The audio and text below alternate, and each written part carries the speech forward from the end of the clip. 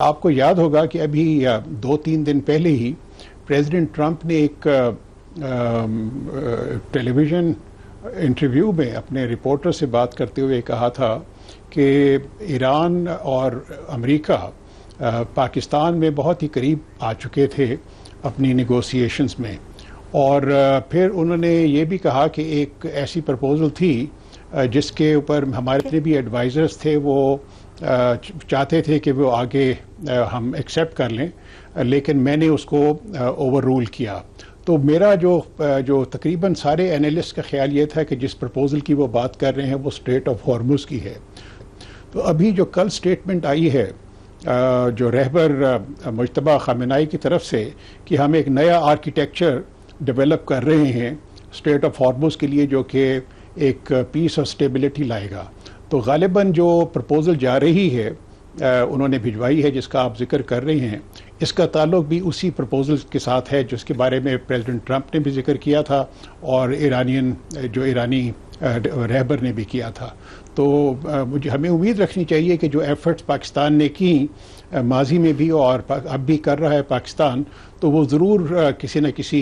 एक इस मामले को आगे बढ़ाने में मददगार साबित होगा। तो ये आपको कितना ये लगता है कि रियलिस्टिक है कि स्ट्रेट ऑफ हॉर्मुज़ पर पहले बात हो, कुछ सेटलमेंट हो, फिर आगे जाए बात न्यूक्लियर टॉक्स पर? जी, असल मसला तो आपने सही कहा कि वो न्यूक्लियर जो इशू है दैट इज़ वो सारा सबसे बड़ा मसला ही न्यूक्लियर का जो सा है दोनों ममालिक के दरमियान। और अभी जो सी है ये, लेकिन जो निगोसिएशन में सबसे जो बड़ी जो रुकावट है वो स्ट्रेट ऑफ हॉर्मुज़ का ब्लॉकेड ही है। तो वो गालिबन इसको जब हटाया जाएगा और इसके ऊपर कोई अंडरस्टैंडिंग डेवलप होगी तो उसके बाद ही बातचीत आगे बढ़ेगी। अब वो जिस किस्म की अब ये भी इंडिकेशन आ रही है, ये भी काफ़ी सारे जो वेल इन्फॉर्म्ड एनालिस्ट का ख्याल था ख़ास तौर पे अमेरिका से, कि इस्लामाबाद में जो बातचीत हुई और उसके अंदर कोई थोड़ी सी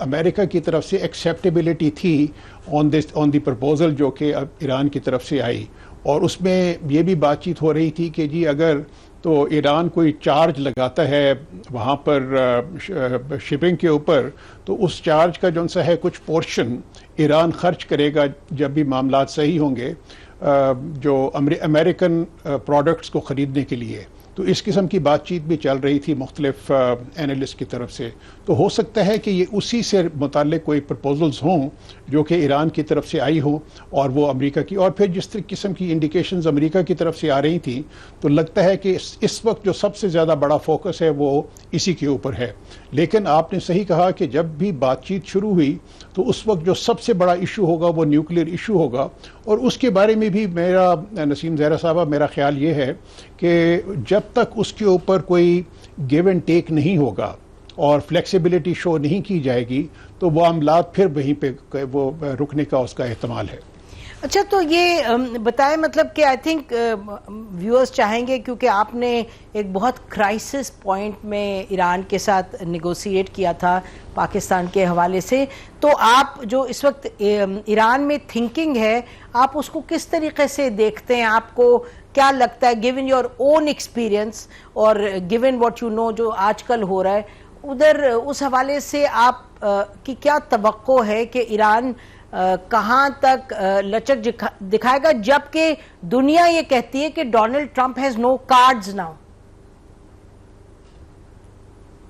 मैं नसीम ज़हरा साहब बिल्कुल ईमानदारी के साथ आपको बता सकता हूं कि मैंने जो हमारा जो क्राइसिस 2024 की जनवरी में हुआ जिसका आपने अपने इंट्रोडक्शन में भी जिक्र किया, तो वो उसमें जो निगोशिएशंस हुई और आपने सही फरमाया कि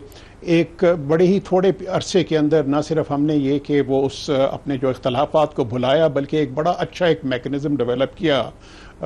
फ्यूचर कोऑपरेशन के लिए। तो मैंने सच्ची बात तो ये है कि मैंने ईरानियन जो फॉरेन मिनिस्टर थे मरहूम अमीर अब्दुल्लाहियान, जो कि अनफॉर्चुनेटली एक हेलीकॉप्टर क्रैश में उनकी वो शहादत हो गई, उनको बहुत ही रीज़नेबल पाया और उनकी जो टीम के साथ जो लोग आए हुए थे वो भी काफ़ी रीज़नेबल थे। तो उस वक्त जो हमने एक मैकेनिज़्म डेवलप किया वो अभी भी कायम है और उसके ऊपर पूरी तरीके से अमल दरामद हो रहा है। एक बहुत अच्छा हमारी कोऑपरेशन चल रही है।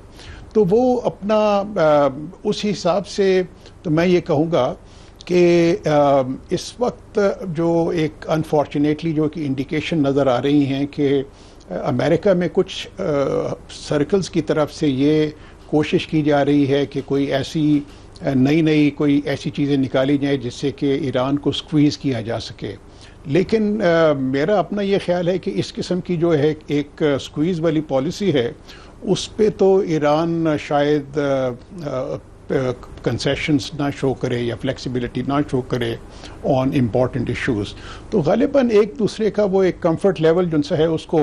देखने की ज़रूरत होगी, और अगर ये दोनों साइड इस चीज़ को रियलाइज़ करें तो मेरा अपना ख्याल है कि प्रोग्रेस ज़रूर हो सकती है।